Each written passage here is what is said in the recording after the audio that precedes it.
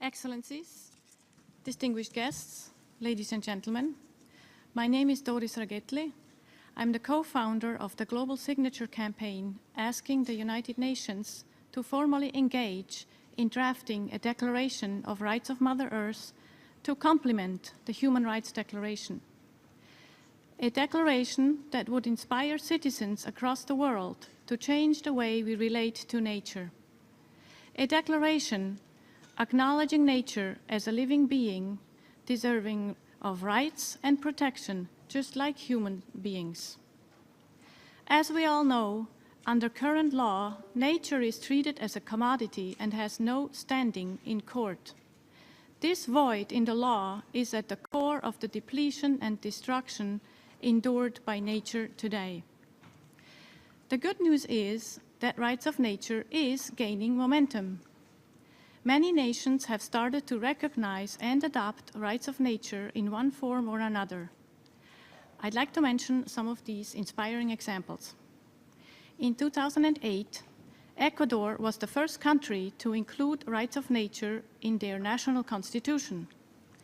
In New Zealand, the Wanganui River, Mount Taranaki, and Te Urevara have been granted legal status. In the United States, over 34 communities have issued local ordinances giving nature rights, such as Santa Monica in California. Bolivia has adopted the concept of buen vivir, which includes living in harmony with nature. In India, the holy river Ganga, the Jamuna River, as well as the Himalayan Gangotri and Jamunotri glaciers have been declared as living human entities by the High Court of Uttarakhand.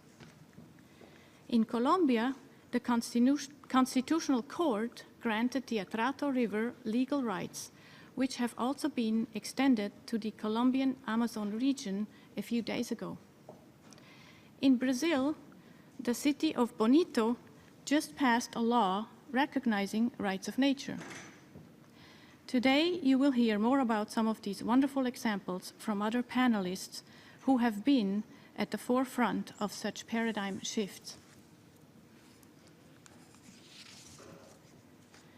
In the economy, such a paradigm shift could look like this: moving from using nature as a commodity to preserving, caring, and living in harmony with nature. Now I'd like to share with you some of our key activities. In addition to the signature campaign, we have worked with our partner organization Nature's Rights last year, who co-hosted a conference for rights of nature at the European Parliament in Brussels with members of the European Parliament. They explored the proposal that rights of nature could be the missing piece of the puzzle in European law and policy for a sustainable future. At that conference, the European Parliament members expressed their support for a Declaration of Rights of Mother Earth by the United Nations. We have just heard a message from two of the members of the European Parliament, Mr. Benedikt Javor and Mrs. Sirpa Pietkäinen, who spoke at that conference.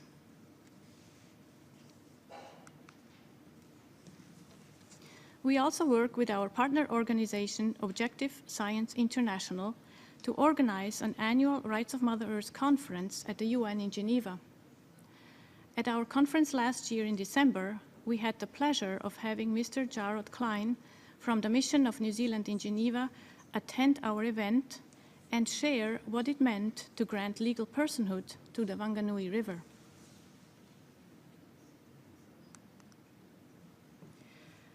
With our global signature campaign, we want to bring to you the wish from civil society who would like the UN General Assembly to formally engage in the drafting of an official Declaration of Rights of Mother Earth to complement the Human Rights Declaration. We represent over 50 organizations and people from 122 countries. Since we began our campaign, we have delivered 2 intermediary accounts of signatures to the former UN Secretary General, Mr. Ban Ki-moon. Currently, we have almost 852,000 signatures.